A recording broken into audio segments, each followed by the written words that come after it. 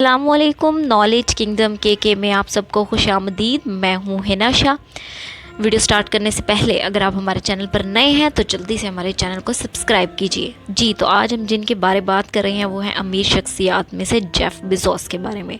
इससे पहले भी हमने एक वीडियो बनाई थी जिसमें हमने बिल गेट्स के बारे में आपसे डिस्कस किया था, जो अब अमीर शख्सियात में से दूसरे नंबर पर हैं। और अब जेफ बेज़ोस दुनिया के सबसे अमीर तरीन शख्सियात में से सबसे पहले नंबर पर है, जो 123 बिलियन डॉलर के मालिक हैं। जी 123 बिलियन डॉलर। आप जानते हैं 100 बिलियन डॉलर कितने होते हैं?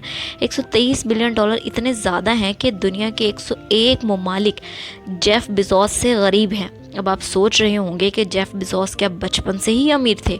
तो आज जेफ बेज़ोस की कंप्लीट लाइफ के बारे में हम आपको बताने जा रहे हैं। तो आपने इस वीडियो को लास्ट तक देखना है और हमारे चैनल को सब्सक्राइब लाजमी करना है। आपने अमेज़ॉन कंपनी का नाम तो सुना होगा, जो लोगों को अपनी प्रोडक्ट सेल करती है और पैसे लेती है, और जेफ बेज़ोस इसके फाउंडर हैं। जेफ बेज़ोस यूके में न्यूयॉर्क मैक्सिको में पैदा हुए। जब ये पैदा हुए तो उस वक्त इनकी वालिदा की उम्र सिर्फ 17 साल थी और वो अभी पढ़ रही थी। बस कॉलेज की वजह से जेफ बेज़ोस पैदा हो गई। जेफ बेज़ोस 18 माह के हुए तो दिन इनके जो सगे फादर थे वो इनकी माँ को छोड़कर चले गए। इसके बाद जेफ बेज़ोस की माँ ने 4 साल तक जेफ बेज़ोस को अकेले ही पाला। फिर इनकी माँ ने बेज़ोस नामी शख्स से शादी कर ली, इसीलिए आज जेफ के साथ बेज़ोस लगता है। उन्होंने कभी स्कूल और कॉलेज लाइफ में टॉप तो नहीं किया, लेकिन इनके घर वाले इन पर बहुत ज़्यादा नाज किया करते थे क्योंकि ये बहुत ज़्यादा क्रिएटिव इंसान थे। जेफ बेज़ोस अभी चलना ही शुरू हुए थे कि उन्होंने अपनी स्क्रू ड्राइवर लेकर अपने खिलौनों को खोल दिया और देखना शुरू कर दिया कि इसके अंदर ऐसा क्या है। इसके बाद जैसे जैसे वो बड़े होने लगे तो उन्होंने क्रिएटिविटी करनी शुरू कर दी और प्रैक्टिकल करना शुरू कर दिए। इन्होंने बड़े होकर अपने कमरे में एक सिक्योरिटी अलार्म भी लगाया कि जब कोई भी इनके कमरे में दाखिल हो तो इनको सबसे पहले पता चल जाए कि मेरे कमरे में कौन दाखिल हुआ। 1990 में इतने ज़्यादा कंप्यूटर्स तो नहीं थे, किसी स्कूल में बहुत ज़्यादा कम नज़र आया करते थे। इसी तरह जेफ बेज़ोस को स्कूल में कंप्यूटर जब आया तो वो 4th स्टैंडर्ड में थे, तो उन्होंने अपना मैनुअल पढ़कर ही अपना कंप्यूटर चलाना सीख लिया था। इनके टीचर को कंप्यूटर चलाना नहीं आता था, लेकिन जेफ बेज़ोस ने कहा कि मैं चलाना सिखाता हूँ। जेफ बेज़ोस बचपन ही से अपनी किताबों में खोए रहते थे। ये कुछ ना कुछ पढ़ते रहते थे और सीखते रहते थे। उन्होंने अपने कंप्यूटर साइंस की एजुकेशन यूनिवर्सिटी के बाद इन्हें बहुत सारी कंपनी से ऑफ़र आई कि आप हमारे पास आकर काम करें, लेकिन उन्होंने अपने इंटरेस्ट देखा और एक निजी सी इदारे में नौकरी शुरू कर दी। वहाँ पर इतनी मेहनत की कि वाइस प्रेसिडेंट बन गए। एक दिन इसी तरह हम इंटरनेट पर बैठकर काम कर रहे थे तो उन्होंने एक बड़ी दिलचस्प बात पता चली कि इंटरनेट पर 2300% ट्रैफिक हर साल बढ़ जाता है। तो ये देखकर बड़े हैरान हुए कि इतने ज़्यादा लोग इंटरनेट इस्तेमाल करते हैं।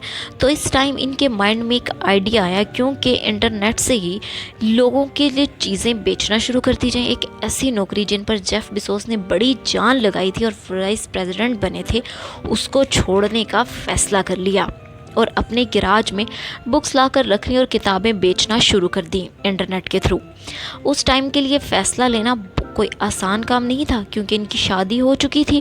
हर कोई इन्हें बुरा भला कह रहा था कि भाई पागल हो, इतनी बड़ी नौकरी छोड़ दी, कोई ये बेवकूफ़ी कर सकता है और क्या ऐसे काम पर तुम लग गए। पर उस वक्त ज़्यादातर लोग इंटरनेट के बारे में जानते ही नहीं थे, इसलिए बात पर उन्होंने कई दफ़ा कहा कि अगर आप लोगों की तनकीद और हसद भरी बातें नहीं सुन सकते तो आप कुछ भी नहीं कर सकते। अगर आपने दुनिया में कुछ करना है तो आपको रिस्क लेना ही पड़ता है। सब लोग आपकी बुराई करेंगे। जैसे ही जेफ बेज़ोस ने अपनी नौकरी छोड़ दी, लोगों ने उन्हें तनकीद का निशाना बनाते रहे, मगर जैसे ही आपको कामयाबी मिली तो लोग आपसे बड़ी शर्मिंदगी से पूछा करते थे कि वो कौन सी चीज़ थी जिसने आपको इतना मोटिवेट रखा, इतनी बड़ी नौकरी छोड़ दी। और आप इनको बड़े ही प्यार से जवाब दिया करते हैं कि अगर मैं इसकी कोशिश करता और फेल हो जाता तो कभी भी मुझे इस बात का दुख ना होता कि मैं इस काम को हाथ डाला, लेकिन अगर मैं करता ही ना तो मुझे बड़ा दुख होता कि काश मैं ऐसा कर लेता। तो कभी नई शुरू की थी। अब जब ये कंपनी नई शुरू की तो महीनों में जेफ बेज़ोस ने ज़्यादातर इस पर काम शुरू किया, लेकिन अभी कुछ समझ नहीं आया था।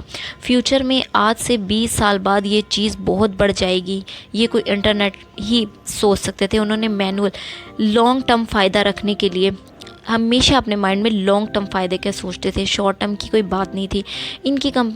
इस कंपनी में 2007 तक काम स्टार्ट किया और बहुत ही कम अरसे में ग्रोथ करना शुरू कर दी, क्योंकि लोग इंटरनेट ही तो जेफ बेजोस जो थे वो बहुत ज़्यादा क्रिएटिव माइंड थे। उन्होंने एक नई प्रोडक्ट मुतारिफ़ करवाई जिसे अमेज़ॉन किंगडम कहा जाता है।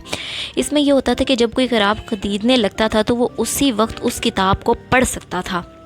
इसमें ये फ़ायदा अचीवमेंट थी। तो अमेज़ॉन जैसे जैसे लॉन्च किया तो उसमें बुक्स ख़रीदते थे और उसके साथ ही वो पढ़ भी सकते थे। 2007 तक कोई ही जो बुक्स थी वो सारी की सारी सेल होगी और आउट ऑफ स्टॉक रहा 5 माह तक। 2007 तक कोई भी कंपनी ये सोच भी नहीं सकती थी कि हम अमेज़ॉन को पीछे छोड़ सकते हैं, क्योंकि 95% अमेरिका के अंदर अमेज़ॉन ने घेर लिया था। तो लोग इसको compete करना सवाल ही नहीं पैदा होता था। अमेज़ॉन पर आज 30 लाख लोग काम कर रहे हैं, जिनकी माहाना सैलरी $28,000 बनते हैं, जो पाकिस्तानी रुपए के हिसाब से 29 लाख सैलरी बनती है। अब ये जो है 1 डे शिप भी दी जाती है। अगर आप अमेज़ॉन पे कुछ ऑर्डर करते हैं तो वो आपको बहुत जल्दी मिल जाता है, मतलब एक ही दिन के अंदर आपको दे दिया जाता है। और बड़े शहरों में तो ये होता है कि आप जैसे ही ऑर्डर करते हैं बहुत जल्दी उसको आपको वो जो ऑर्डर आपका है मिल जाता है। अमेज़ॉन जेफ बेजोस पर 30 करोड़ रुपया उनकी सिक्योरिटी पर खर्च होता है। जो अमेज़ॉन के मालिक हैं जेफ बेजोस अपनी सिक्योरिटी पर 30 करोड़ रुपया खर्च करते हैं। जी, तो अगर आपको हमारी वीडियो पसंद आई है तो शेयर ज़रूर कीजिएगा और फीडबैक लाजमी दीजिएगा, लाइक कमेंट लाजमी कीजिएगा और बेल आइकन को लाजमी ऑन कीजिएगा ताकि नई वीडियोस के बारे में आपको नोटिफिकेशन मिल सके। तब तक के लिए अल्लाह हाफिज़। हिना शाह को इजाज़त दें। अपना बहुत सारा ख्याल रखिएगा।